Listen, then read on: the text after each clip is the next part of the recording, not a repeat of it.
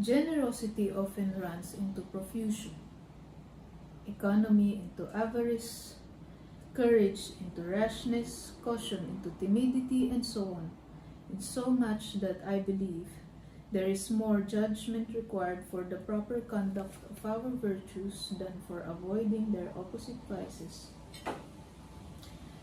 Vice, in its true light, is so deformed that it shocks us at first sight and would hardly ever seduce us if it did not, at first, wear the mask of some virtue. But virtue is in itself so beautiful that it charms us at first sight, engages us more and more upon further acquaintance, and as with other beauties, we think excess is impossible. It is here that judgment is necessary to moderate and direct the effects of an excellent cause.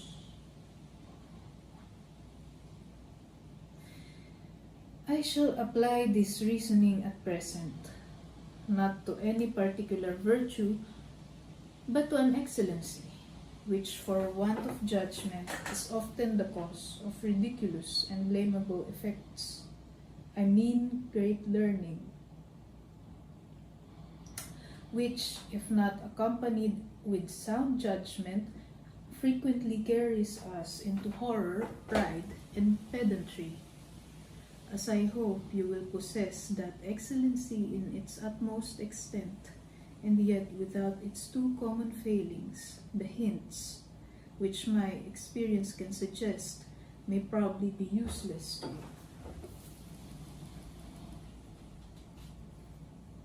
Some learned men, proud of their knowledge, only speak to decide and give judgment without appeal.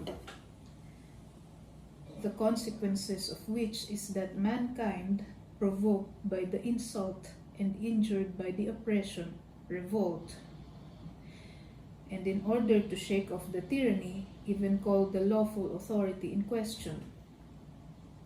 The more you know, the modester you should be. And, by the by, that modesty is the surest way of gratifying your vanity. Even when you are sure, seem rather doubtful. Represent, but do not pronounce. And if you would convince others, seem open to conviction yourself. Others, to show their learning or often the prejudices of a school education, where they hear nothing else, are always talking of the ancients as something more than men, and of the moderns as something less. They are never without a classic or two in their pockets. They stick to the old good sense, they read none of the modern trash, and will show you plainly that no improvement has been made in any one art or science these last 1700 years. I would by no means have you disown your acquaintance with the ancients, but still less would I have you brag of an exclusive intimacy with them. Speak of the moderns without contempt, and of the ancients without idolatry. Judge them all by their merits, but not by their age. And if you happen to have an Elsevier classic in your pocket, neither show it nor mention it.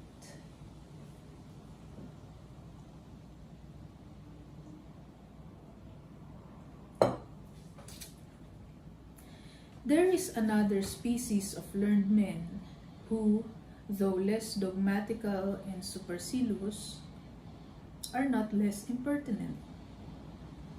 These are the communicative and shining pedants who adorn their conversation, even with women, by happy quotations of Greek and Latin, and who have contracted such a familiarity with the Greek and Roman authors. They call them by certain names and epithets denoting intimacy, as Old Homer, that sly rogue Horace, Maro instead of Virgil, and Naso instead of Ovid. These are often imitated by coxcombs, who have no learning at all, but who have got some names and scraps of ancient authors by heart, which they improperly and impertinently retail in all companies, in hopes of passing for scholars. If therefore you would avoid the accusation of pedantry on one hand, or the suspicion of ignorance on the other, abstain from learned ostentation. Speak the language of the company that you're in. Speak it purely and unlarded with any other. Never seem wiser nor more learned than the people you are with. Wear your learning like your watch in a private pocket, and do not merely pull it out and strike it merely to show you have one. If you are asked what o'clock it is, tell it, but do not proclaim it hourly and unasked, like the watchman. Upon the whole, remember that learning, I mean Greek and Roman learning, is a most useful and necessary ornament, which it is shameful not to be a master of, but at the same time most carefully avoid those errors and abuses which I have mentioned, and which too often attend it. Remember too that great modern knowledge is still more necessary than ancient, and that you had better know perfectly the present than the old state of Europe, though I would have you well acquainted with both.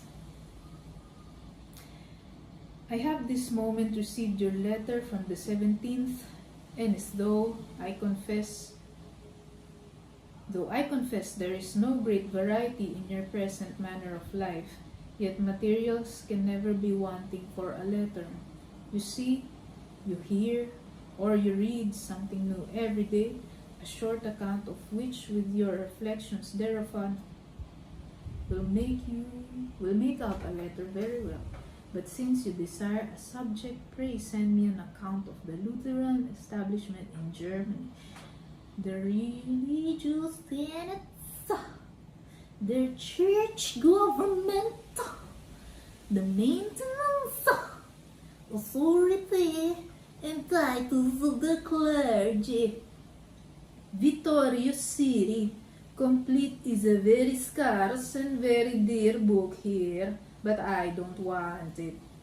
If your own library grows voluminous, you will not know what to do with it when you leave Leipzig.